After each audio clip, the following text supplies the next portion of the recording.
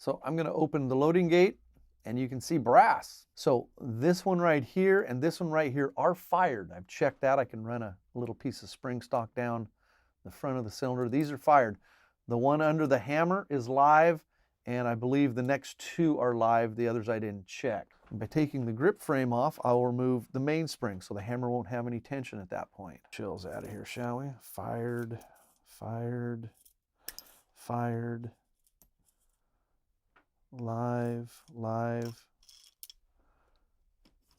And now our cylinder comes out. Hi, and welcome to Over the Gunsmith's Shoulder. I'm Gene Kelly, president of the American Gunsmithing Institute, and in this segment, Master Gunsmith Ken Brooks is going to walk you step by step through a gunsmithing repair. You're going to learn a lot. And if you'd like to learn to be a certified professional gunsmith, then go to AmericanGunsmithingInstitute.com and request an information package. Now let's learn from Ken.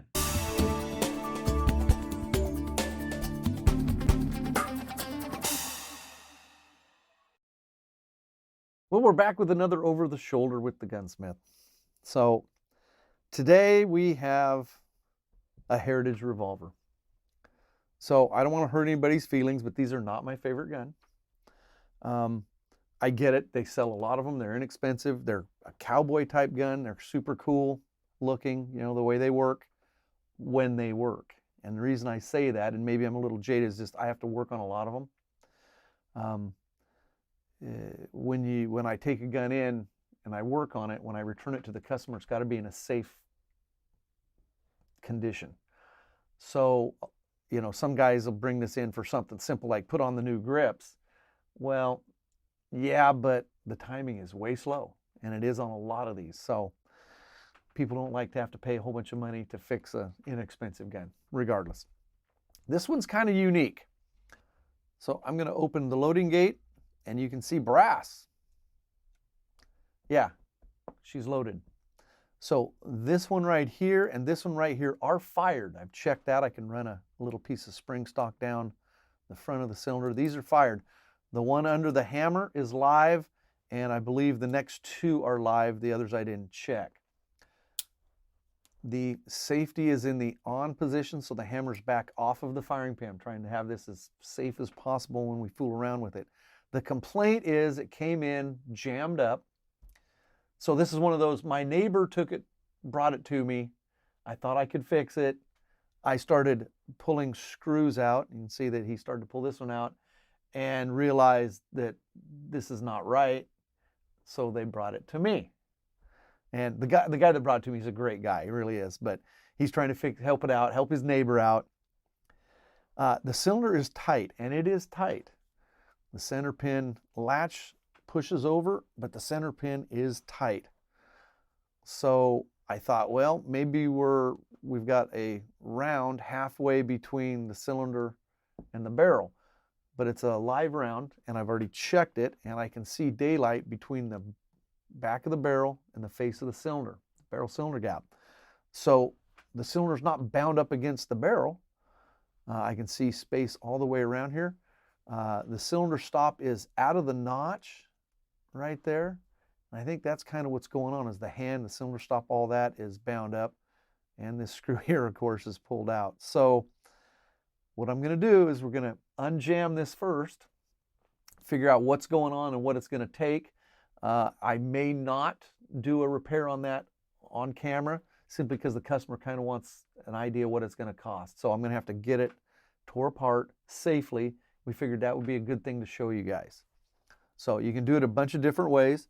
First thing, again, the safety's on. If I could remove the hammer or the firing pin, I would, but you can't. So I'm going to take the grips off first, and then I'm going to take the grip frame off.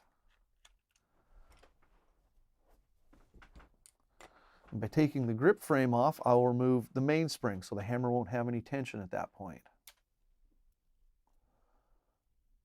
And that'll help it be safe.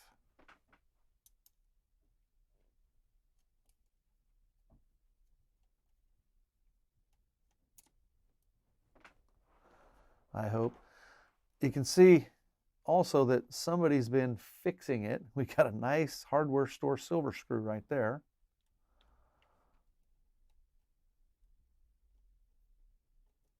I give Heritage credit. They stuck with standard thread pitches, or somebody's retapped that one.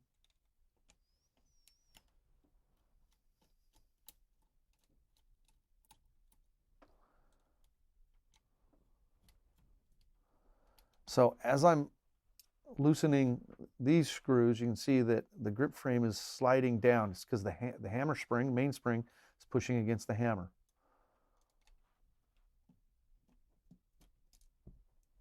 And there we go. So at least at this point, there's no tension on the hammer. See, that hammer's tight. So what I'm going to do now is remove that hammer screw. And honestly, I think that's probably going to loosen things up because I think the hand is what's bound up on some of the things.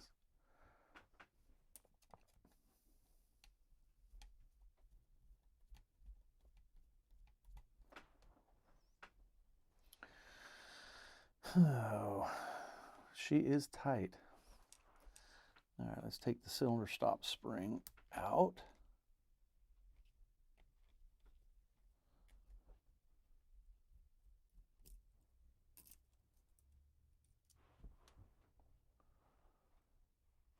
Now our trigger's loose. That screw will come out, which they'd already started to take out.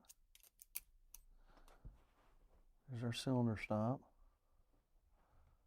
But our hammer is still super tight. So let me take my glasses off so I can look at things here a little bit.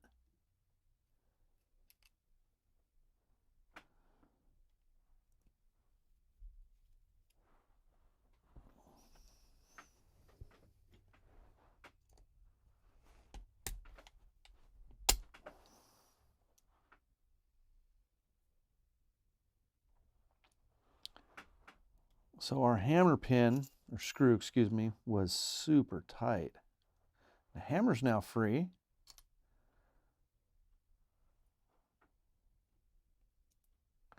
Nothing appears broken. Cylinder's now free to rotate part way, and then it gets a little snug. So let's get some of these live shells out of here, shall we? Fired, fired, fired. Live, live. And now our cylinder comes out. So this little plunger fell out. That is the loading gate. Plunger fits in there.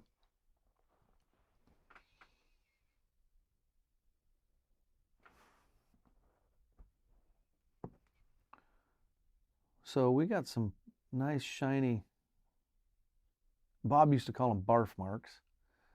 But gouge marks, there's a pretty good gouge there where something was wedged in tight.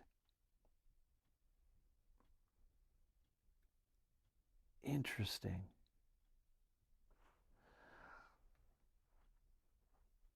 So everything was tight, even after the trigger and cylinder stop were out of the gun.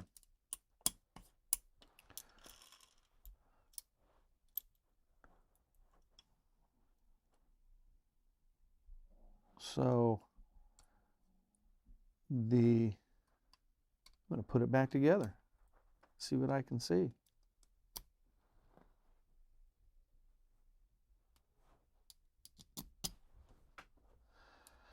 Usually, when the single actions bind up like that, it has to do with the cylinder stop leg. You cock the gun, and then you go to lower it to the safe notch, and this pops back up in, and the hand gets underneath the ratchet pad, and you can't, the cylinder stop is in its notch when you're trying to cock the hammer. That wasn't the case on this one because we took the cylinder stop completely out of the gun, and the hammer was bound up tight, and the cylinder was bound up.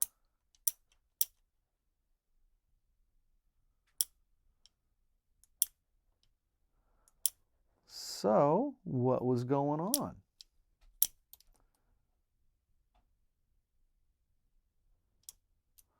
Got a lot of filings. The aluminum frame on this one, a lot of shiny filing spots.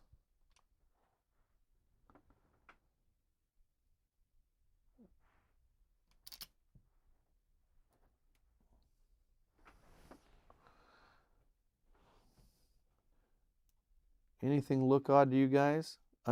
Unfired live round, fired round right in front of the rim. Got a little belt. The heck? More than one. Here's the other one. All of these. So we've got more than one problem with our gun.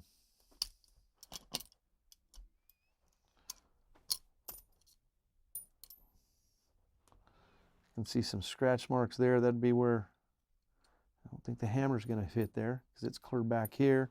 Hand shouldn't hit there, so that's something else.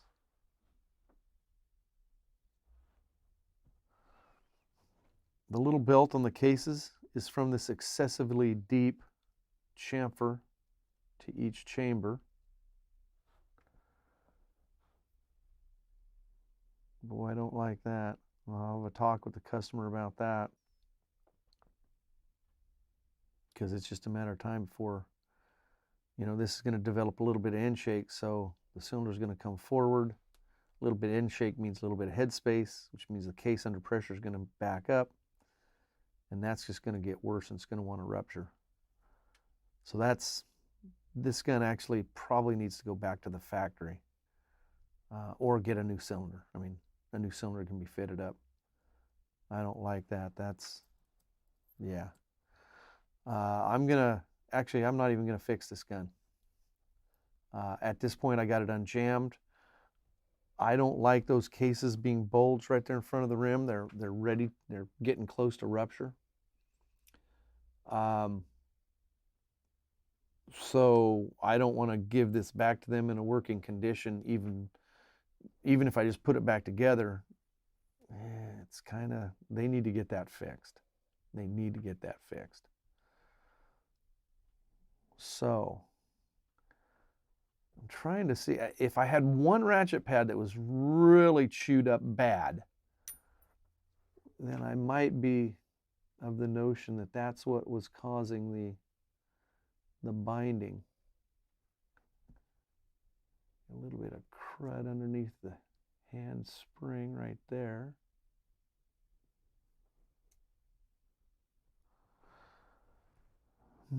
This is a tricky one. Not an easy one to know.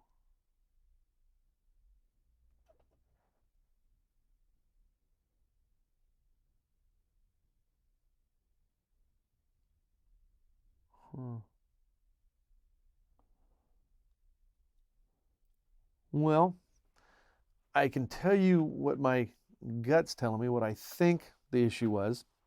So the cylinder was in the gun. The hammer was down. So again, if the gun is sitting like so, hammer down, we're kind of right here like this. Now the cylinder stop was not in the notch. Remember, I even took the cylinder stop out and didn't free it up. So I think that the hand was wedged in the top of the hand here, and then this is standard Colt style. Then as it raises and it rotates, the second shelf, the second ratchet pad, excuse me, slides on top of the second shelf. Top shelf, second shelf, or lower shelf. And we were bound up. And I'm thinking that that's kind of what's going on, is that that wouldn't transition well on at least one of these.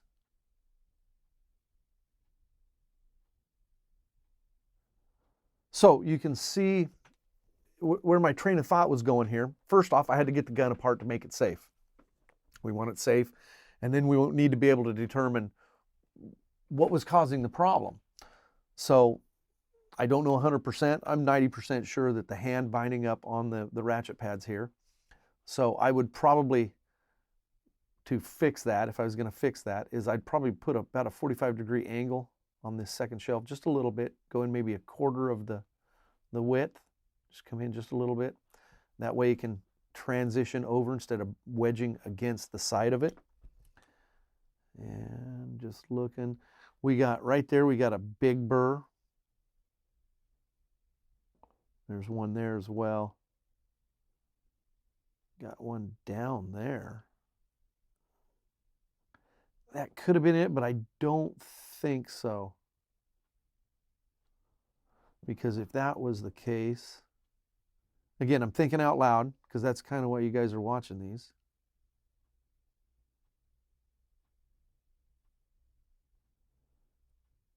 That would be over the top of it. It shouldn't. And this has room to spring back, so it shouldn't. It's when it transitions. So that's where my thought process is going. That's probably what I would try to do is on that is adjust that. I don't know what the timing is like. It may be off so much that I need to stretch this hand, adjust the cylinder stop so it does what it's supposed to when it's supposed to, although we know it wasn't causing the problems. The trigger, sear spring, cylinder stop, and cylinder stop spring all were out of the gun and the cylinder still bound up. It was the hand in relationship to the cylinder and the hammer, and it was wedged in there so tight that the hammer pin was super tight. So I kind of know what's going on there. Pretty sure we know what's causing it. The cases are just, I'm really not very happy with the fact that they're bulged all the way around. And you can see that chamfer. That's super excessive. So that chamfer allows the cases to go in further, giving it a little bit more headspace. So when they fire, they back out and swell the cases, making them little pregnant cases, little bulges right there. So I need to have a talk with my customer. I hope you guys got something out of this. I mean, you know, we kept the gun pointed in a safe direction. I made notes on the tag, you know, live rounds, be aware. I did make sure that the safety was in the on position so the hammer couldn't hit the firing pin regardless. So if this was a bolt action rifle of some sort, a lot of times I can take the bolt out. You know, now you got the firing pin out of the gun, the live round in it, jammed mechanism, whatever. And usually I'll do that. I'll make the gun safe for me to be fooling around with it on the bench while I try to get the live round out of it. Sometimes you just simply can't. I've seen people take, on auto pistols, take the hammer, pull it back, and then take like duct tape and duct tape it over the top of the hammer and under the bottom of the grip, and holding it back. Then it's not going to fall, you know, as long as you don't tear through that duct tape. And if you use enough of it, you can use rope, you can use string, you can use leather. Just, you know, we work in these are dangerous items, and so when handled improperly, we have to keep your head screwed on straight. And then I thought, you know, we checked to see, you know, if they were live rounds. They said there were some live rounds in the gun.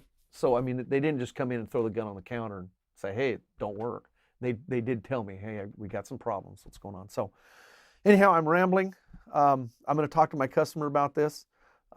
If we get a chance to fix it after I talk to him on camera, we will. If not, you saw kind of my thought process, what we did, and how we went about it. So good luck, be safe. If you want to learn real gunsmithing and see more videos like this, be sure and like and subscribe so you don't miss out. If you're interested in training to be a real gunsmith, go check out the American Gunsmithing Institute.com, or for your own firearms training, AmericanGunsmith.com.